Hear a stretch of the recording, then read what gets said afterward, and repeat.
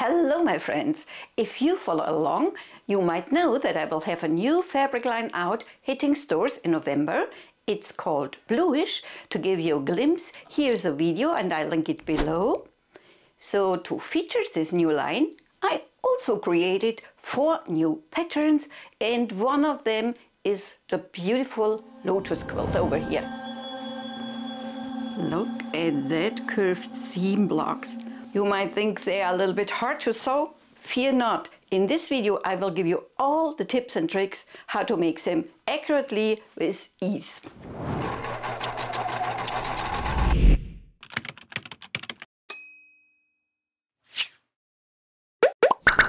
So we start with a regular half square triangle. We have 2 layers of fabric, print in the low volume, which we place right sides onto each other. This is a square, and we mark the middle line.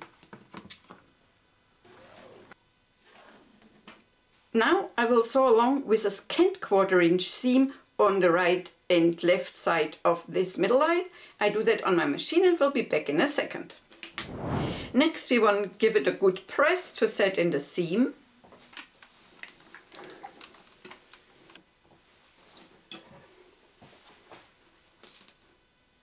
Now let's split it into halves.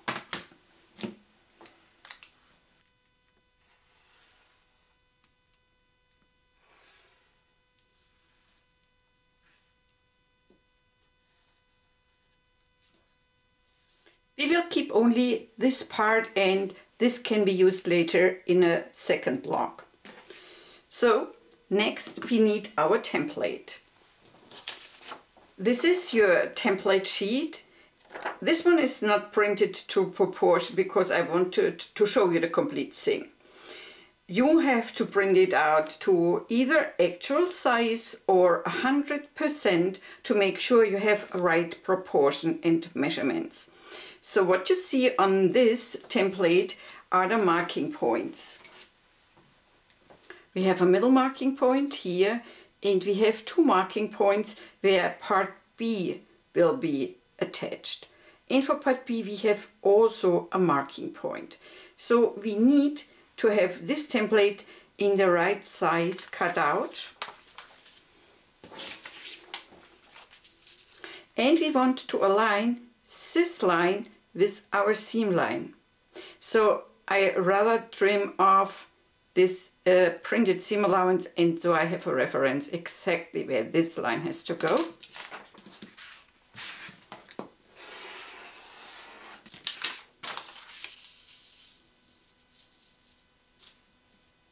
This is how I have to place my template. Here's the seam, and I place the paper exactly along the seam line. You can see where the curved part is, I have the 1/4 inch seam allowance, but where the straight parts are, I have a little bit of extra seam allowance, and here is written, leave the fabric underneath this section untrimmed for now. So we leave that on and trim only here along. Let me pin it on.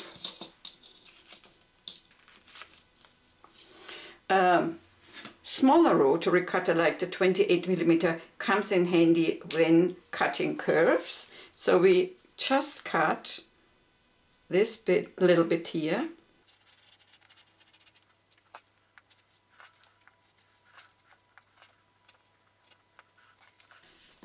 We also want to transfer the marking line, so we can do that by making a little snippet with my pair of scissors. This gives me an idea, like that. Now I have it on both fabric layers.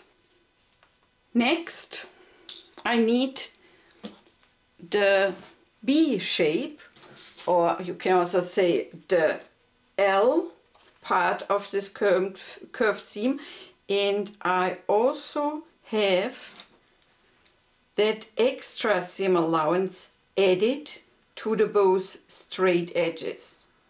Where the curved edges, I need the actual 1/4 inch, but here I have a little bit extra. This is my dark blender, and I have also a light blender underneath. So I cut through both layers at the same time. You can stiffen your template if you glue it on cardboard or a plastic template sheet, and that makes sense since you will cut about 64 pieces. So for my purpose here, I'm fine with the paper itself. Again, I need that middle point for marking, so I could just fold it in half and give it a good grease, like that. Okay. You can also press it to one side, to the darker if you like to, but I think let's open it up here. When you later join your blocks, it will make sense to have seams nesting, so you could go with the rule always press to the darker side.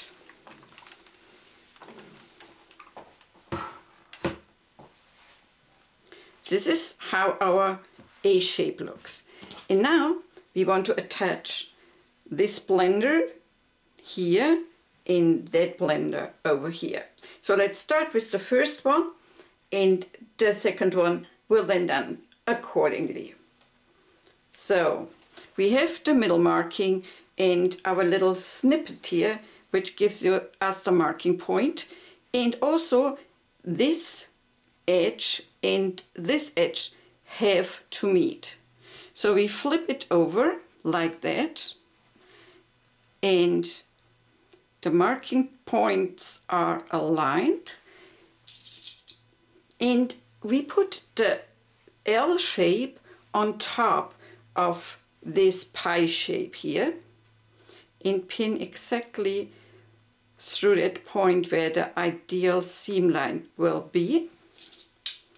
If you are interested in learning how to saw curves perfectly, we have an online class on this topic. Now we join the both edges like that. And I distribute the fullness of my L shape to the pie shape equally.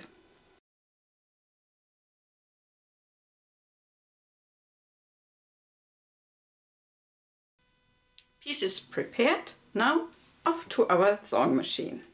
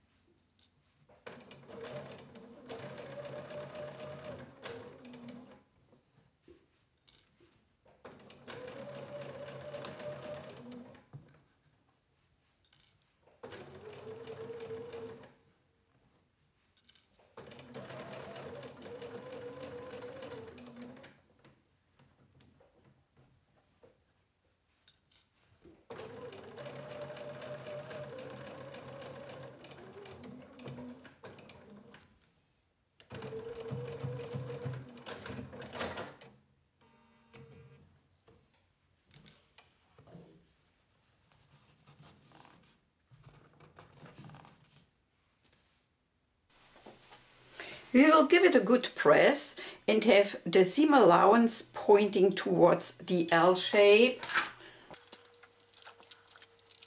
And now, in the same manner, we will then attach the other corner. This is how our finished block looks like, and we want now to trim it to size. The finished block should be 8.5 by 8.5 inch. And with our extra seam allowance, we have enough room to maneuver our ruler to get the correct size. So first we want to make sure that our diagonal of the ruler goes straight through the seam line, and then we need a 1/4 inch seam allowance here and here. So we want that our seam goes exactly 1 millimeter, 1 hair in front of this seam, like that.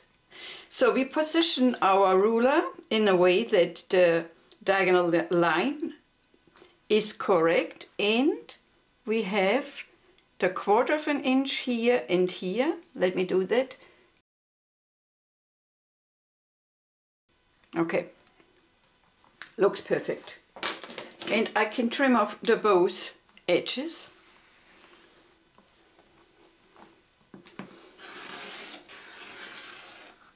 Now for the second part, it should be 8.5, like that, but still has to meet the 1/4 inch, like here and here. So mine is a little bit too small, just a hair off, but that's not a big deal, like that. Okay.